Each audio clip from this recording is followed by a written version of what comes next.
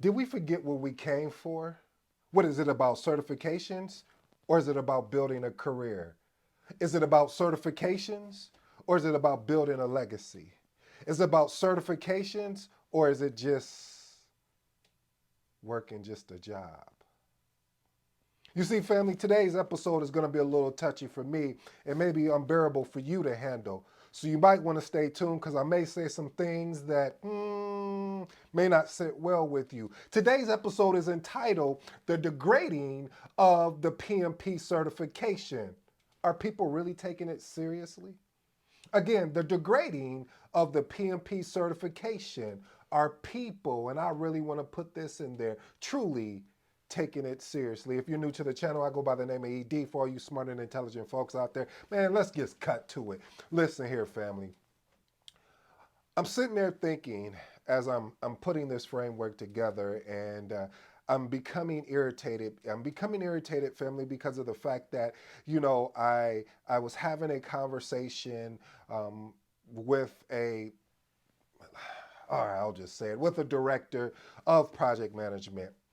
And this person told me, says, "Hey, I'm just curious, how did you end up building your project management plan out?" And I'm like, "You talking about with all the knowledge areas of what I have? You want to see that big plan?" No, I'm not talking about that. I'm talking about your project management plan. The one that has your task and, has everything, the dates and timelines associated with it. I said, "No, you mean my project schedule. I mean, with my project schedule is part of my project management plan, but really this is a standing artifact as well." You see, family, I became irritated because there are more people out there like that are getting their certifications, whether it's PMP, whether it's CAPM, and what I think what really gets me is oh, you can get it in a week, or you can get it in less than 2 hours and 24 minutes. It's like, what are we here for? I mean, are we here really to build a career, or are we really just truly here to get some letters behind our name to say, we did it? Because when we get to the job interview and they start asking us questions like, hey, what's the difference between a project management plan and a project schedule? And we can't articulate out what that means, then what? But you know what, family? I'm not going to point the finger at you, because my grandma would always say, when you point the finger at someone, three are coming back at you. So I'm not going to be one of those people that sit here and just talk bad about some of the decisions that I've seen others made, because I've made some of those same decisions. But the difference between them and I is that I am willing to admit it. I'm willing to go say, you know what? Instead of complaining, I'm going to leverage my platform to help other project managers, or that's thinking about getting in project management, that are already PMPs, that are already project managers. So they don't fall in that trap. What's that trap you're talking about, ED? The trap I'm talking about is the trap of success, meaning you got your three letters behind your name. You got that PMP. Now what? Do you stop putting in a time to study and hone your craft? Or because you got it now, you're on to the next one, as they would say? And I'm not even talking about the next certification. I'm just talking about the next job opportunity. Or you just put all the material aside because, hey, I got my PMP and now, I'm just going to do the job aspect of things. And we can all fall victim to that, family. And that's why I always told you, as my grandma said, if you point one finger, there's always three pointing back at you, grandson. And I said, well, you're right, grandma. I said, but also those three fingers can also show me something that I need to do. Well, here's me displaying what I have to do, meaning that I have to get back in the lab, as they would say. Because when we get back in the lab, even though we're PMPs, because we're technically supposed to do 60 PDUs every 3 years. I've heard horror stories, well, I call them horror stories, where people will sit and watch the video and just let the video just play until it ends, so they can get, pass that particular course and then move on to the next, or I should say that topic, and move on to the next one. And I'm like, oh, I cringe when I hear that. I cringe because of the fact that they're missing out on a great opportunity, on a profession that I love, that I hope that you'll fall in love with, which is project management. You see, this thing that we're eventually gonna take a journey on together is that I owe it to the family to help people so they don't fall victim to that. How I can do that is what I'm doing here now, putting out content, unpacking different knowledge areas within project management, also talking about agile aspects of things as well. But you know what? I need to take it a step further. I'm not doing enough for the community. You see, besides project management, you also have to have the mindset. As you notice, I've been doing a lot of mindset things around just making sure that you have the belief in breaking down limited beliefs. But also, I have to give you pragmatic ways of how you can leverage that stuff. Because if we don't understand the PMBOK, or the project management body knowledge of area, the project management body of knowledge is a reference guide. And with the reference guide, not all tools will apply. So sometimes you will have people out in our space in project management would be like, well, they don't know the difference between this and that, and maybe they don't. Because I've been, again, guilty of that, family. I'm airing out my laundry, as they would say. No, I didn't know what the difference is between this or that because we didn't leverage that now, but that's not an excuse. Because if I am a PMP, I need to be continuously studying. That's why PMI, which I love, that they hold you accountable for doing 60 PDUs.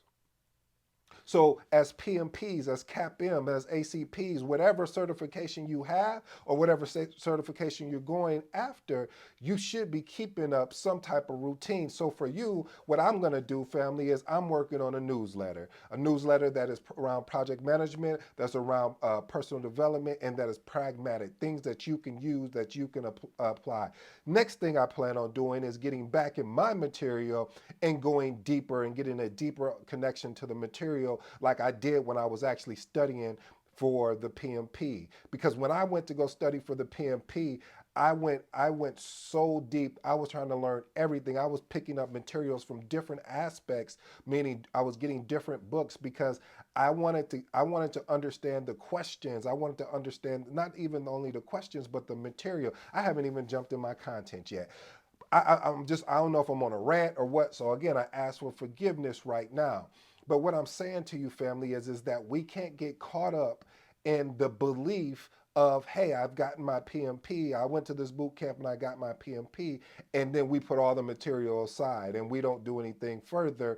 And then we're frustrated when we're at job interviews and they're asking us basic questions and we're unable to answer them. And they're like, wait, isn't this person a PMP? They should know how many knowledge areas there are. And I understand, family. There's sometimes there's people in roles and positions that I'm not going to say that doesn't deserve to be there. I'm not going to say that I don't know how they got there or they should. I'm not even going to go down that path. But it's up to us. As I stated before, we can't be a victim in a situation when we have the resources, we have the references. There's this channel out here that's giving you knowledge, giving you value for free. There's the book I wrote around the magnetic project management. Like I said, I'm going to. I don't know what happened, but it was just that conversation that I had with that director that taught me I'm not doing enough. I'm not doing enough as far as invested in me and developing more content around project management. I'm not doing enough as far as honing and studying my craft and going back to the basics. Even Kobe, I remember there were, and I'm paraphrasing here, one of the trainers were talking with Kobe, and what they noticed, he was doing the same move for an hour. And it was a fundamental move. And you're like, man, Kobe, you've been playing ball since, you was 8, 19 years old, or even younger than that, 3 years old. Like, why are you still? Because he appreciated the craft. And sometimes as PMPs, and sometimes as CAPMs, and sometimes as ACPs, I don't even care if it's even project management related. You picked a certification that once we passed the certification, we're like, oh, Jesus, I'm so glad that's over with. That was hard work. I just don't want to go through that again. And we put everything aside and we jump into our day to day or our job that we're in. But see, we're not, if we really want to take this thing seriously, we have to understand we're here to create a career. A career is definitely different than a job. And I don't want to unpack those two. If you want me to, leave a comment and we'll go through that one day in more depth. But I'm going to get off my rant because I know we haven't got even to my 8-point framework, but I may not even get to those. I may give you one or two, and then we'll circle back and we'll have a part two to this. So point number one, surface level studying. Listen, unfortunately, there are a lot of PMP, new and old, that I'll say more new because if you're already a PMP, this wouldn't apply, but do a lot of surface level studying. Their primarily goal, and I'm not mad at you for not having this primarily goal, but I love what they say. They said, when you're going to, I heard Kobe say, he said, so many people are concerned about the destination that they don't even understand who they're becoming through the journey. And so when you're going on this PMP journey, stop getting concerned about the destination. I'm not going to be mad at you because you want to get a PMP and you want to get certified. I'm I'm grateful that you want to do that because you're going to make our craft, the thing that I love and I hope you love, project management, better. But the difference is that you're not seeing who you're becoming. You're not seeing the time that you put in to study that craft and not just to sit down and take a test and pass it and then do nothing with the information except, oh, I got the PMP letters behind my name. I know I'm going on another rant. If you can't tell, I'm passionate about this thing. And again, like I said, I got more that's coming. But genuinely, honestly though, family, that they take time to comprehend the material. And I'll be the first one to admit, a lot of times the things that are on an exam is not a reflection on real life, meaning that there may be certain scenarios of how you would actually lead a project in real life versus how the PMP may be saying how you should lead a project. That's okay because you need to have different variations anyway, because you may go to a different organization and a project may be led totally differently how you may have led it through your whole career. Can you be adaptable? Can you have the audacity, ooh, I like that, the audacity to be uncomfortable temporarily until you can learn how to lead that project the way that the other way project managers are leading projects. See, one thing about project management is not a comfortable sport, because if it was comfortable, then a project wouldn't be a temporary endeavor. It'd be something that would continuously to go on and go on and go. And I know there's some of those projects out there, but they shouldn't be. That go on forever. So I challenge you, family, when you are actually going through your if you're prepping a study for the PMP or you're prepping a study for any certification, just don't do the prep work just to pass. Continue on to read in your craft and study your craft. And I'm going to be the first one to step up and show you what that looked like. We may start doing maybe a Saturday study hall where I talk about, hey, these are some of the things I went over and learned this week. So I'm thinking of creative ways, family, to bring it to you that could be enticing, yet elevate you, that you can take the information and apply it. The last and final point, because we're going to do a point, we're going to actually do a part two to this. And like I said, I didn't know I was going to, go the way that I went in the beginning, but I'm not playing when I say this, family. I am truly passionate about what I do, as well as continuously learning about project management. So point number two is prestige legacy. Listen, the PMP certification is definitely the gold standard. I say it's the platinum standard for project managers. But when individuals come in and treat it as that, oh, I'm going here and getting, I only got to study for a week or 2 weeks because I watched a YouTube video and somebody said I passed the PMP exam on my first try and I only had to study 1 hour a day and I passed it within 2 weeks. Then you start you start taking away the value. Have you ever seen a Rolls Royce go on sale?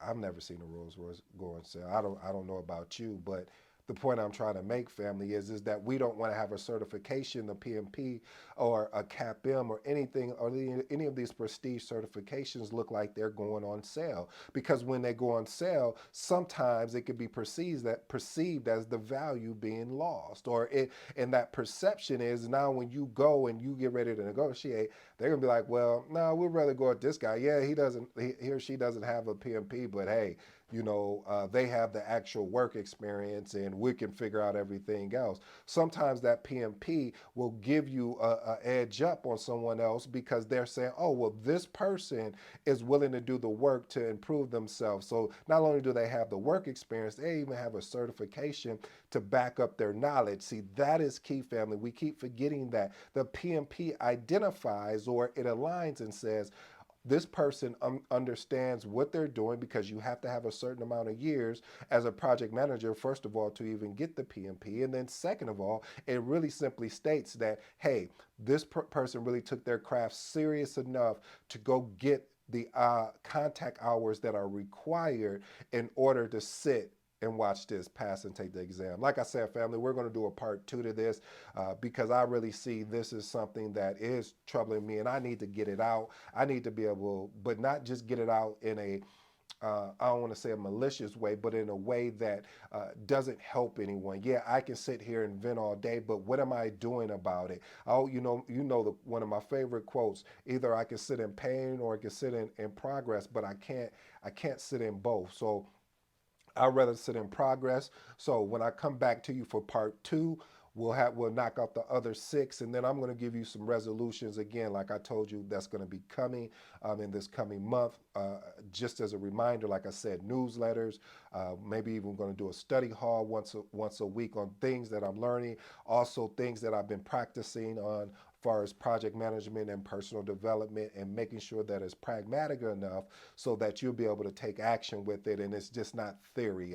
That's another thing. We can get caught up in so much theory that we don't even take the information we've learned and apply it. So I hope that you'll take the information when we start doing these, when I start increasing the activity and actually giving you pragmatic ways of like, hey, how does a risk register work in the real world? Not what the allegedly they say. No, how does it really truly work, and how is this aligned with the issue log? So I plan on going and doing that, family. I think I'm gonna call it the edition study hall. Yeah, I like that. Maybe we call it Saturday study hall or Wednesday. I don't know. I haven't picked a date, but it's coming, family, and I'm just going to surprise you. But I hope you guys tune in.